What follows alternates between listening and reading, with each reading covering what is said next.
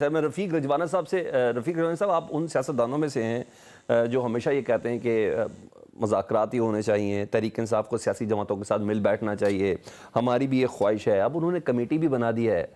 ऐसा लग रहा है जैसे हुकूमत थोड़ा दूर भाग रही है इन मुज़ाकरात से, और कुछ जो स्पॉयलर्स हैं हुकूमत के अंदर जो तुम दो तेज़ बयानात दे रहे हैं, वो कहीं से ऐसा लग रहा है कि ख्वाहिश ऐसी है कि पाकिस्तान तहरीक इंसाफ के साथ अगर मुज़ाकरात हो गए या किसी प्लेटफॉर्म पर इकट्ठे हो गए तो उन्हें नुकसान हो सकता है।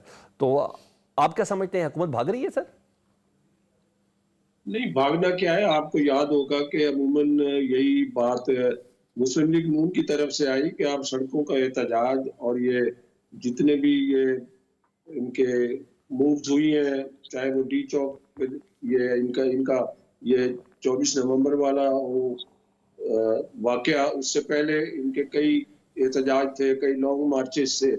तो मेरा ख्याल है कि वो सियासी तौर पर उसका जो इनको पॉलिटिकल माइलेज मिलनी चाहिए थी और उसका कोई जो प्रेशर बनना चाहिए था, मैं समझता हूँ नहीं बना। मैं पॉलिटिकल वर्कर हूँ, मैं ना ही किसी जमात को बुरा कहता हूँ, ना किसी लीडर के ऊपर ज़ात पर कोई ऐसा नेगेटिव तबसरा करता हूँ। ठीक है जी?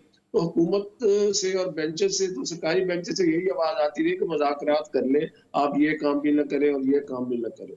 मैं तो शुरू दिन से ये कह रहा हूँ कि आज अगर आप कंपैरिजन करें कि अगर इमरान खान साहब अदम एतमाद के बाद आज के हालात को सामने रख के इमरान खान साहब की तकलीफों को, परेशानियों को, मुकदमात को, सारी चीजों को भी चीज फेंचेंगे ना, या उसके और वर्कर और बंदे और लोग जो उनकी पार्टी के लोग हैं फेस कर रहे हैं, इसको कंपेयर करेंगे अगर अदम एतमाद के बाद इमरान खान साहब बतौर लीडर ऑफ द अपोजिशन अगर पार्लियामेंट में बैठ जाते और पार्लियामेंट में बैठ के मौसर तरीके से अपने जज्बात की तर्जमानी करते, अपने मुतालबात की बात करते और आराम से अगले इलेक्शन में हिस्सा लेके उसको आगे चलाते, जमहूरियत चलती रहती। तो जो मुल्क को अब नुकसान हुआ, तहरीक इंसाफ को नुकसान हुआ, सियासत को नुकसान हुआ, जमहूरियत को नुकसान हुआ, विदाउट ब्लेमिंग एनीबॉडी। तो मेरा ख्याल है that would have been a better situation. चलो वो वक्त गुजर गया, अब भी वक्त है, अब भी वक्त है कि बेटर सेंस प्रिवेल कर रही है, अल्लाह करे ये चले। मैं तो खुद चाहता हूँ ये सियासी मसले डायलॉग से ही हल होते हैं, ना ये गोली से हल होते हैं, ना इतने जरूरत से ज्यादा एहतजाज से होते हैं, ना कोई ऐसी धमकियों से होते हैं। देखिए ना, एक उन्होंने सिविल नाफरमानी की एक कॉल खान साहब ने दे दी है, ठीक है, उसके बाद मुज़ाकरात के लिए भी कोशिश कर रहे हैं। तो मैं ये समझता हूँ कि इस पर सीरियस गुफ्तगू जरूर होनी चाहिए। मेरी तो हुकूमत से भी ये अपील होगी। I am not in the parliament now, but I am the member of Pakistan Muslim League नून।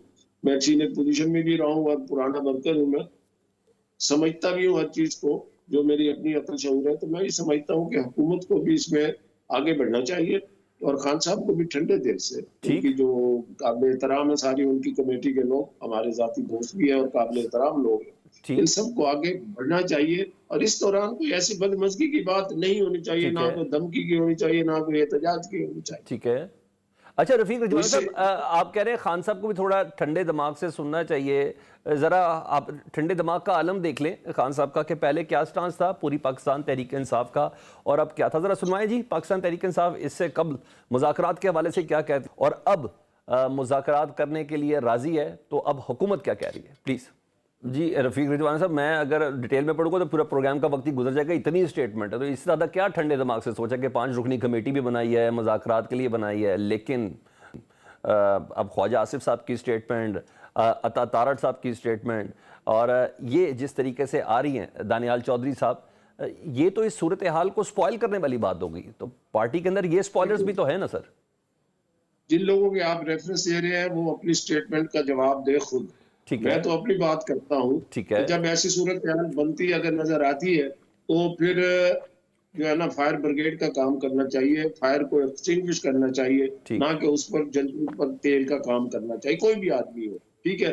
बाकी रही आप मुख्तलिफ मौक़िफ़ बता रहे थे, तो ये इसी जमात में तहरीक इंसाफ में जितने काबिल एहतराम लीडरशिप है, उनमें से मोस्टली कभी किसी का लाइन ऑफ एक्शन कुछ होता है, जेल से फिर कुछ और बयान आ जाता है। ठीक है। इसी जो 24 नवंबर का एहतजाज है उस पर देखें इनकी सीनियर लीडरशिप और मोहतरमा ये बुशरा बीबी, उनके क्या क्या बयान आता है, दूसरी तरफ से उनका जो है ना कंट्रडिक्शन आ जाती है। ठीक तो है। मेरी ये गुजारिश ये है, मेरा एक सजेशन भी होगी कि पहले first of all they should put their own working in straight line अपना इस काम को सीधा करें और एक पॉलिसी होनी चाहिए। ऑलराइट, यू टर्न जो खुद भी कहते थे, यू टर्न वाली बात नहीं दोहरानी ठीक चाहिए। है, अगर आपने इस मुल्क को चलाना है तो फिर मिलजुल कर चलेगा। इस तरह ठीक से एहतजाज से सारे काम कर लिए, ठीक है, सारे काम कर लिए। उससे पता नहीं सियासी तौर पे पीटीआई को क्या फायदा हुआ है। ठीक है, वर्कर जो है वो निशाना बन रहे हैं, वर्कर जेलों में है, राइटली और रॉन्गली। कुछ बंदे वैसे रगड़े गए, कुछ बंदे वैसे जिन्होंने एहतजाज किया, कानून को हाथ में लिया। Law will take its course. ठीक है, हम किसी को खुदा न खास्ता जो आदमी जिनकी जाने गई है इधर में लॉ एनफोर्सिंग एजेंसी के बंदों की या पीटीआई के वर्कर्स की या जिसकी भी जाने गई है, हमारे पाकिस्तानी है, हमारा खून ठीक है, है, हम उसको कभी अप्रिशिएट नहीं कर सकते। लेट्स ठीक है। अवॉइड दिस तो सिचुएशन। एक कम ये से कम मुल्क एक देखें, पॉलिसी स्टेटमेंट होनी चाहिए, और ये ना सिर्फ पीटीआई पे लागू है बल्कि हुकूमत के ऊपर भी लागू है। अगर सब तमाम पे अफराद, लागू है, बिल्कुल सर, सब पे बिल्कुल ऐसा लागू ही। है।